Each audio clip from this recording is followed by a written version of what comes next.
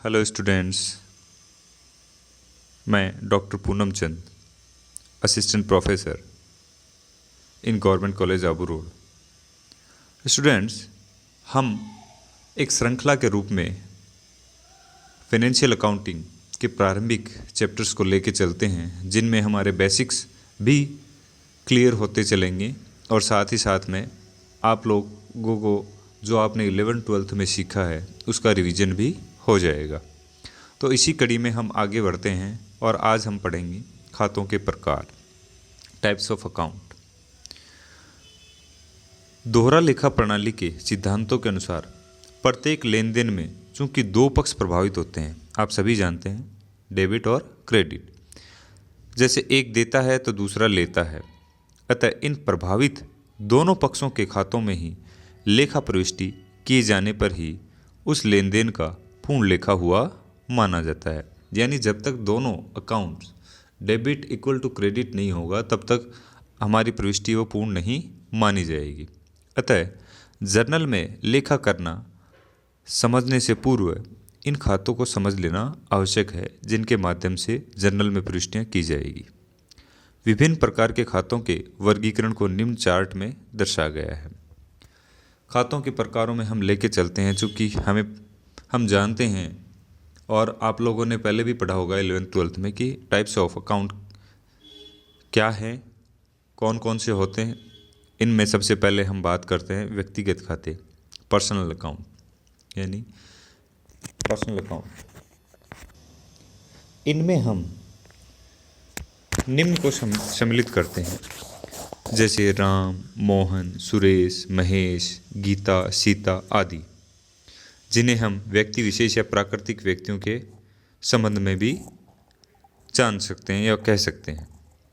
इसके अलावा हम इन्हें व्यक्तियों के समूह या संस्था के खाते जैसे रोटरी क्लब का खाता, लॉयंस क्लब का खाता, बैंक खाता, बीमा कंपनी का खाता, किसी कंपनी या संस्था विशेष का खाता आदि के अंतर्गत भी इनको हम सम्मिलित करते हैं। इसी प्रकार व्यक्तियों का प्रतिनिधित्व करने वाले खाते जैसे बकाया या अदत्त व्यय खाता यानी आउटस्टैंडिंग एक्सपेंसेस अकाउंट, पूर्वदत्त या अग्रिम चुकाया गया व्यय खाता प्रीपेड एक्सपेंसेस अकाउंट, बकाया या उपार्जित किंतु अपर्याप्त आय खाता एक्रूड इनकम्स और incomes earned but not received account, तथा अनुपार्जित अथवा अग्रिम प्राप्त आय खाता जिसे हम अनअर्न्ड और incomes received in advance account आदि के नाम से भी जाने जाते हैं, के अंतर्गत भी हम पर्सनल अकाउंट को ही मानते हैं।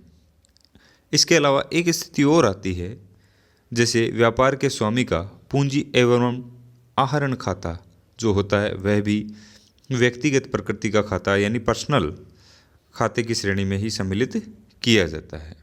तो ये सब तो चीज़ें थी पर्सनल अकाउंट से रिलेटेड। इसके बाद हम बात करते हैं वास्तविक या वस्तुगत खाते की। वास्तविक या वस्तुगत खातों के अंतर्गत हम क्या क्या सम्मिलित करते हैं।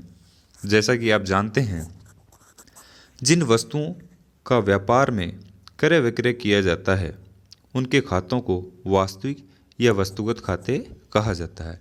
यानी माल या जो वस्तु हैं जिनका व्यापार में क्रय विक्रय किया जाता है उन्हें हम वास्तविक यानी रियल या वस्तुगत खाते कहते हैं। लेखा करने की दृष्टि से इसके अंतर्गत हम सम्मिलित करेंगे माल खाता को और संपत्ति खातों को, जिनके बारे में हम आगे चर्चा भी करेंगे। तो वास्तविक या वस्तुगत खाते जो हैं इनमें मुख्य रूप से हैं, जैसे माल खाता गुड्स अकाउंट और संपत्ति खाता असेट्स अकाउंट।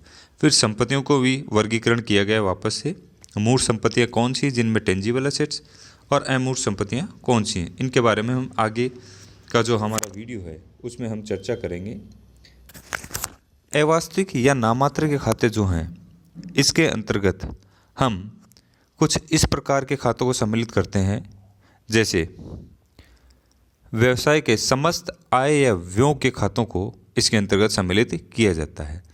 इस श्रेणी के खातों का कोई भौतिक अस्तित्व नहीं होता है, परंतु ये संबंधित व्यवहार की प्रकृति का उल्लेख अवश्य करते हैं, जैसे वेतन खाता, सैलरी अकाउंट, मजदूरी खाता, wages account, insurance premium account, commission received आदि,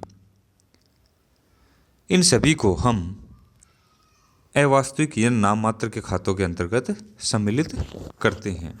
तो खातों के बारे में आप जान चुके हैं। इनमें एक जो हमारा खाता है वास्तविक या वस्तुगत खाता, उसके बारे में हम अगले वीडियो में अध्ययन करेंगे। तब तक के लिए आप सभी का धन्यवाद।